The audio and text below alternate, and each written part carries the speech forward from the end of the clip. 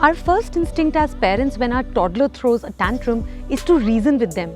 अरे बेटा, आपने ग्रीन कप मांगा था, ग्रीन कप ही तो दिया है। गुड्डा, कपड़े पहन लो, ऐसे मत बैठो, ठंड लग जाएगी। आपको अभी तो टॉय दिलाया है, फिर से और मांग रहे हो। अगर मैं आपको ये बोलूं कि आपके टॉडलर के कई टैंट्रम्स अवॉइडेबल हैं, तो क्योंकि बहुत टैंट्रम्स पावरलेसनेस की फीलिंग से रिजल्ट होते हैं, toddlers who feel they have some control over their lives have fewer tantrums. नमस्कार पेरेंट्स, आई एम डॉक्टर मेघना। I am a clinical psychologist and parenting coach और आज मैं डिस्कस करूंगी 7 स्टेप्स जिनसे आप अपने छोटे बच्चे के टैंट्रम्स मैनेज कर सकते हैं।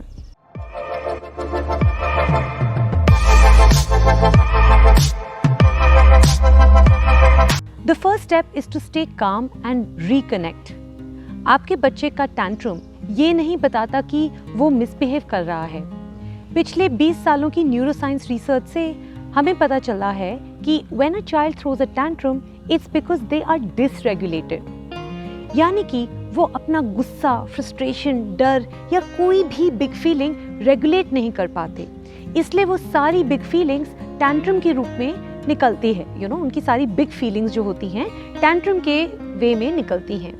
And at that time, what your child needs is calm. Your dysregulated child does not need another adult to become dysregulated. अगर आप खुद ही गुस्सा या फ्रस्ट्रेटेड हो जाएंगे, आप अपने बच्चे को काम नहीं कर सकते। जब आपका टॉडलर अपसेट होता है, their brain is not capable of calming themselves down. उनको ज़रूरत है एक काम एडल्ट की, जो उनको सूद कर सके, ताकि वो अपने आप को रेगुलेट कर सके। तो जब आपका बच्चा टैंट्रम थ्रो करता है, your first priority is to calm yourself and soothe them. Second step, validate their feelings, then set the limit. Validating means अपने बच्चे के गुस्से या उनकी बिग फीलिंग्स को एक्नॉलेज करना। It's amazing how acknowledging your child's anger can stop a brewing tantrum in its tracks. Before you set a limit, acknowledge their feelings and acknowledge what they want. बेटा, आप और juice पीना चाहते हो? You love that juice ना? फिर आप limit set करते हैं। बेटा, आपको अंडा भी खाना है, हम जूस अंडा खाने के बाद पिएंगे। Right? So you validate feeling, you set the limit, फिर आप जूस का कप दूर रख देते हैं। अगर आपका बच्चा गुस्से से रिस्पॉन्ड करता है, उसको एक्नॉलेज करें। That makes you so mad, आपका बहुत मन है ना जूस पीने का। अपने टॉडलर को उसकी फीलिंग्स एक्नॉलेज और लिमिट सेट करने के लिए सिंपल लैंग्वेज का प्रयोग करें। You seem so angry, but no hitting बेटा। Third step, since most tantrums happen when kids are hungry और tired, think ahead, think and plan ahead. बच्चे के रूटीन के हिसाब से मील्स और स्नैक्स, नैप टाइम और पीसफुल क्वाइट टाइम बिना स्क्रीन टाइम के इंश्योर करें। All of this replenishes your toddler's inner resources and it prevents most tantrums and it also regrounds kids who are getting whiny. Fourth step, ensure your child has a full reservoir of your love and attention. जो बच्चे needy महसूस करते हैं वो tantrum ज़्यादा throw करते हैं। अगर आप पूरे दिन अलग रहें अपने बच्चे से, जैसे वो स्कूल गया है या कहीं और गया है, ensure कि आप अपने बच्चे से रिकनेक्ट करें, कुछ रफ हाउसिंग करके, कुछ साथ हंस के। Fifth step, don't get into power struggles. Power struggle में पढ़ के आप ये क्यों प्रूव करना चाहते हैं कि यू आर राइट? टैंट्रम के जरिए आपका बच्चा ये असर्ट करना चाहता है कि he is a real person with some real power in this world and that's totally okay.